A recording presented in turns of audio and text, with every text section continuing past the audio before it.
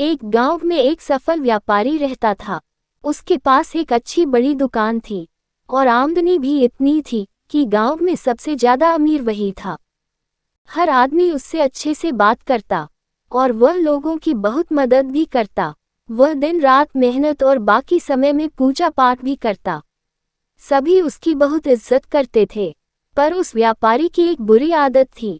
वह जल्दी गुस्से में आकर लोगों से बुरा भला कह देता था, जिससे गांव के बहुत से लोग उससे नाराज रहते। जब वह नाराज लोगों को मनाने जाता और वो लोग नहीं मानते, तो उसको और गुस्सा आता और वह और बुरा भला कह देता और फिर बाद में व्यापारी को बहुत बुरा लगता। एक बार गांव में एक बहुत ज्ञानी संत आए। कुछ ही दिनों में दूर दूर तक उनके ज्ञान के चर्चे होने लगे। जब ये बात व्यापारी तक पहुंची तो वह दौड़कर संत से मिलने पहुंचा। व्यापारी ने संत की बहुत सेवा की और उनको अपनी समस्या बताई। संत ने व्यापारी से कहा, तुम बहुत सारे कागज के टुकड़े लो और पूरे गांव में फेंक आओ, फिर मेरे पास आना। व्यापारी बिना सोचे समझे दिन भर कागज के छोटे छोटे टुकड़े पूरे गांव में फैला देता है और फिर संत के पास पहुंच जाता है।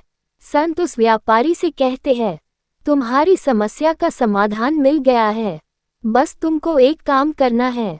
तुम जाकर उन सभी कागज के टुकड़ों को इकट्ठा करके यहाँ ले आओ। अपनी समस्या का समाधान पाकर व्यापारी बिना कुछ सोचे समझे उन कागज के टुकड़ों को इकट्ठा करने पहुंच जाता है। बहुत देर तक कोशिश करने के बाद व्यापारी को ये समझ आता है कि यह काम तो करना नामुमकिन है। वह दौड़कर संत के पास जाता है, कहता है कि आपने जो काम दिया वो तो असंभव है, मैं चाहकर भी उसको पूरा नहीं कर सकता।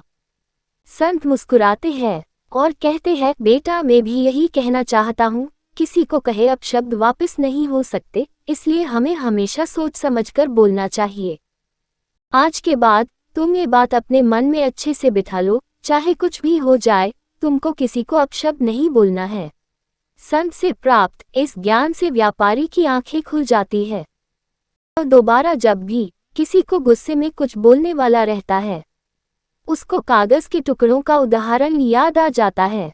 इस कहानी से हमें ये सीख मिलती है कि कितनी भी मुश्किल क्यों ना आ जाए, हमें किसी को अपशब्द नहीं बोलने चाहिए, क्योंकि अपशब्द से हुए नुकसान की भरपाई करना संभव नहीं है।